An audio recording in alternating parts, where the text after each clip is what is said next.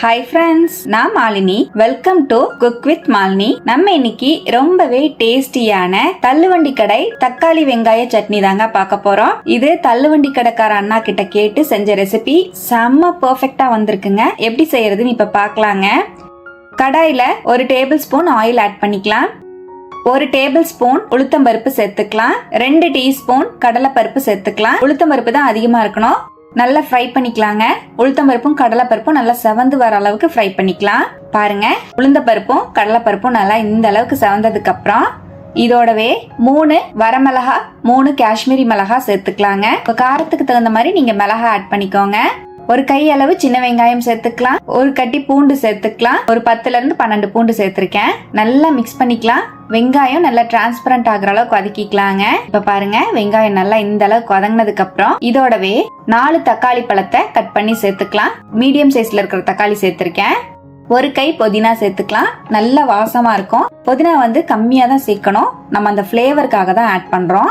1 teaspoon கல்லுப்பு சேர்த்துக்கலாம். நல்லா வதக்கிக்கலாம். நம்ம சேர்த்த பொருள் எல்லாமே நல்லா சாஃப்டா வதங்கி வரணும். அந்த அளவுக்கு வதக்கிக்கலாங்க. நான் சொல்லியிருக்கிற அளவுகள் எல்லாம் 4 பேருக்கு சரியா இருக்குங்க. பாருங்க, நம்ம சேர்த்த தக்காளி, வெங்காயம், பூண்டு எல்லாமே நல்லா சாஃப்ட் ஆயிடுச்சு. இந்த அளவு வதக்கிட்டு இதை மிக்ஸி ஜாருக்கு மாத்திக்கலாங்க. நம்ம வதக்கி வச்ச எல்லாத்தையுமே மிக்ஸி ஜாருக்கு மாத்திட்டேன். நல்லா நைஸா அரைச்சிக்கலாம். தேவைப்பட்டா மட்டும் தண்ணி சேர்த்து அரைச்சிக்கோங்க. பாருங்க, இந்த மாதிரி நைஸா அரைச்சு எடுத்துட்டு வந்துட்டேன். ரொம்பவும் நைஸ் ஆக்காம இந்த கன்சிஸ்டன்சில அரைச்சிக்கோங்க. அப்பதான் சட்னி சாப்பிட ரொம்ப டேஸ்டா இருக்கும். அங்கங்க நமக்கு அந்த கடலை பருப்பும் உளுத்தம் பருப்பும் கடிப்படுற மாதிரி இருக்கும். இப்ப நம்ம அரைச்ச சட்னியை நான் இந்த பவுலுக்கு மாத்திக்கிறேன். இப்ப சட்னிக்கு ஒரு தாளிப்பு கொடுத்துடலாங்க. தாளிப்பு கரண்டியில ஒரு டேபிள் ஸ்பூன் ஆயில் ஆட் பண்ணிக்கலாம். 1 டீஸ்பூன் கடுகு சேர்த்துக்கலாம். கடுகு நல்லா வெடிச்ச உடனே 1 டீஸ்பூன் ஜீரகம் சேர்த்துக்கலாம். 2 வரமிளகா கிள்ளி சேர்த்துக்கிறேன். ஒரு கொத்து கருவேப்பிலை ஆட் பண்ணிக்கலாங்க.